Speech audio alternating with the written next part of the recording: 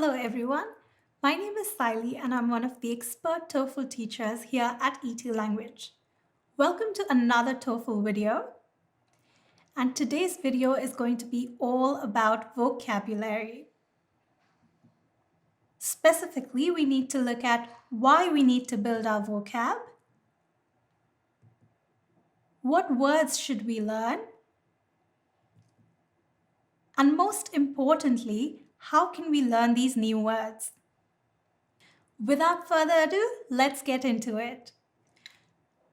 So if I tell you you need to work on building your vocabulary, you'd probably ask me, why do I even need to do this, right? Well, the simple answer would be, this will help you improve your TOEFL score.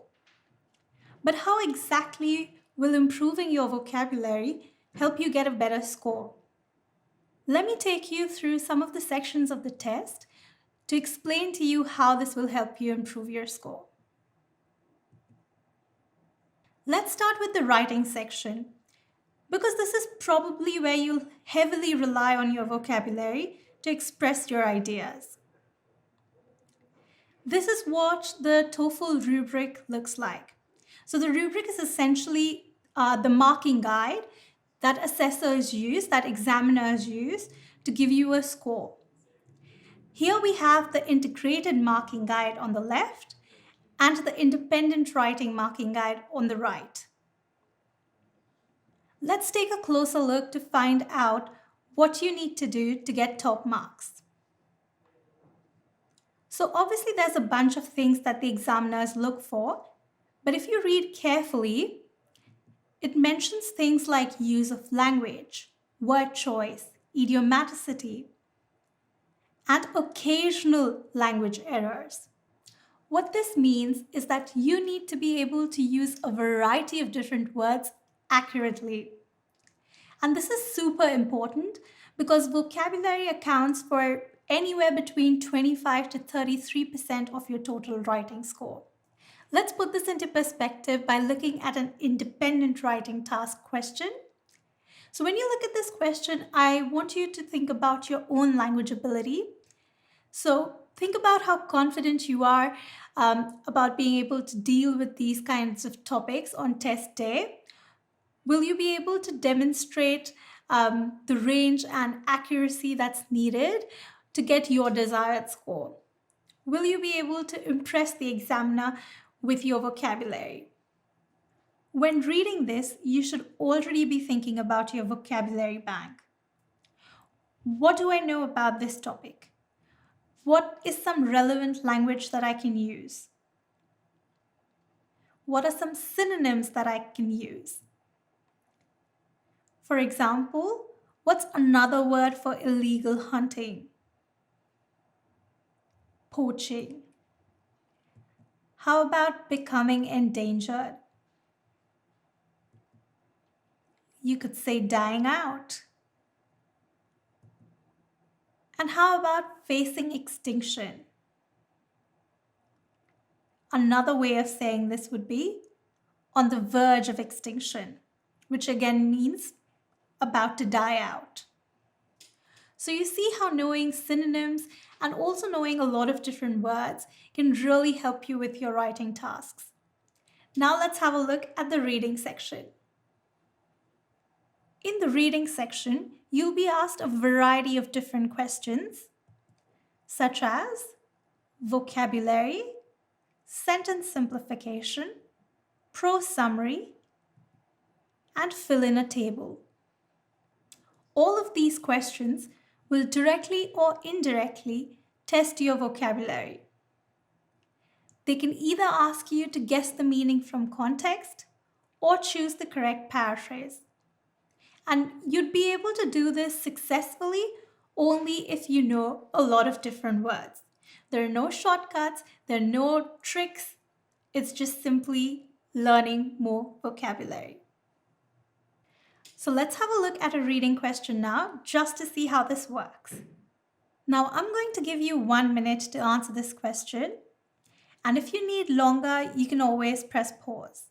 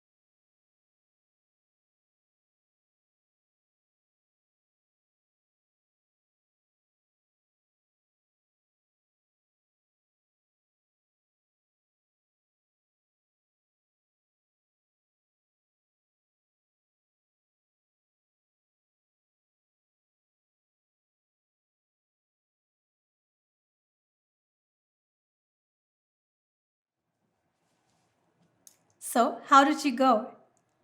If you already knew what the word conservation means, this would have been a cakewalk for you.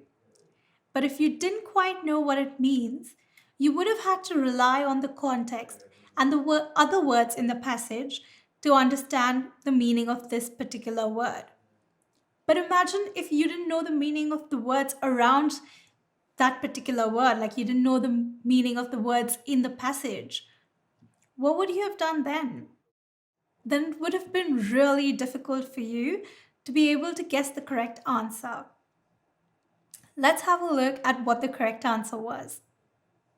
So the correct answer was protection, because in this context, it could be considered as a synonym of conservation.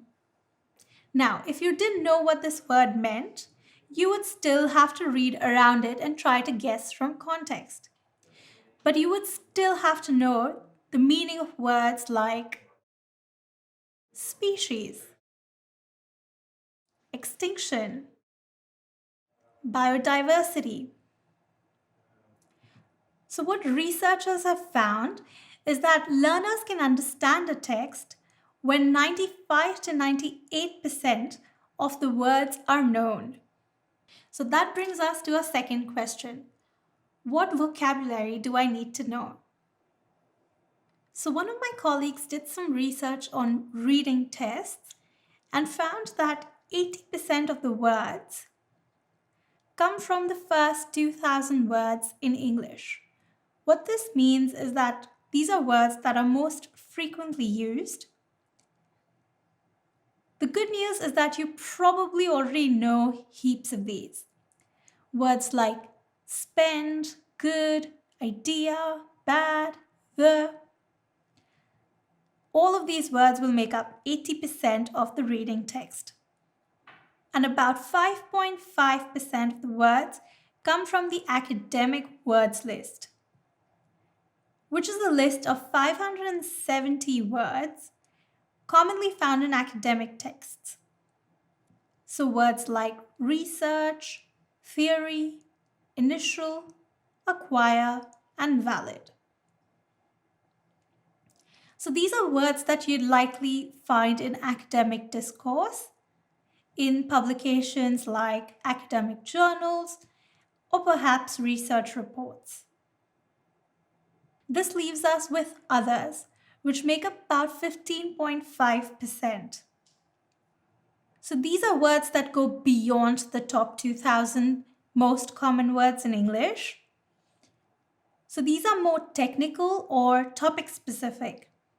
Words like habitat, predators, livestock, foraging, captive. So this list of words is from an analysis of reading texts about animals. But this would be the general composition of any reading test that you're likely to get. So how does this answer our question, what vocabulary do I need to know? Firstly, you need to know the most frequent words in English. These are the 2,000 most common words. Then you need to be aware of the words on the academic word list. These are the more academic words. And you also need to know words that are topic specific, like the ones that we saw about animals. So this brings us to our final question. How can I learn new vocabulary? So we know there are 2,000 common words. We know there's a list of academic words, and we know there are few topic-specific words. But realistically, you won't be able to just download these 10,000 words or 20,000 words into your brain, right? So how are you actually going to learn these new words? So let's go back to a little bit of research again. So there are two ways of learning new words. First one is deliberate. This is when your full attention is on learning new vocabulary. You might be looking it up in a dictionary, writing the meaning in your book, doing drills in class, using flashcards, or something like that. Now, your aim is to learn the vocabulary in deliberate learning. And this is usually very useful. So even if you do get a vocab list, you should rewrite it, preferably by hand, into your own system, your own format. In our live classes, we spend some time on this kind of learning. You can obviously do this yourself, but it's usually easier when someone else has prepared all these activities for you. So the other way to go about it is incidental learning. So incidental learning happens when you're actually focusing on something else. For example, you might be reading the newspaper to catch up on what's going on in the world, or doing a listening test, or reading a text to write a summary. Basically, your focus is not on learning vocabulary. But as you encounter new words and as you see them over and over, you accidentally just learn them. Now, it's important to remember that you need to see these words over and over again to be able to remember them and to incorporate them into your own language. Again, a good teacher or a good teaching system will be able to curate good resources for you and direct you to places where you keep meeting these words. You, of course, need both types of learning. You need to learn these words on purpose, and then you need to keep seeing them again and again. But let's break it down further. How do you really learn a word? It takes several steps. And two key factors are repetition and quality of attention. Let's consider this acronym as a basis for vocab learning. GROW. The G here stands for gather. This is the deliberate part of learning where you collect or gather the meaning, the translation into your first language, the pronunciation, related words, synonyms, collocations, and perhaps some example sentences. You should gather this information into a system. Maybe use a set of flashcards with meanings and example sentences. Or you could just write these words out by hand. And this is the very first step to learn new words. This brings us to step number 2, review. To incorporate these words into your vocabulary, you need repetition. You need to see the words, say, hear, and write them a lot.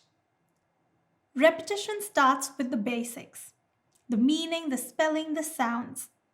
You could use activities like spelling tests, gap fills, dictation to help you with this. And this is a crucial step because as humans, we are likely to forget newly learned information. And this has been scientifically proven. So if you look at this graph here, when you first learn something, your retention is really high, so it's 100%. So you see a new word, you look at the meaning, you look at some sample sentences, and you've got the meaning now. So you know that word 100%, right? And then a few days go by, and you probably forget what it means if you don't see it again. However, if you revise the meaning and if you keep looking at those words over and over again, your retention goes back to 100. So for example, you learn a word on day 1 and then you don't see it for 4 days, your retention drops to about 80%. But if you revise that word, you review what you'd studied, it goes back up to 100%. That's why reviewing is crucial to learning new vocabulary. And then there's step 3, own. This means you need to use the new words that you've learned. You need to write them, say them, and use them on a day-to-day basis. This will really help you incorporate these words into your language. And the final step is to wander. So you can think about this as exploring vocabulary in the wild.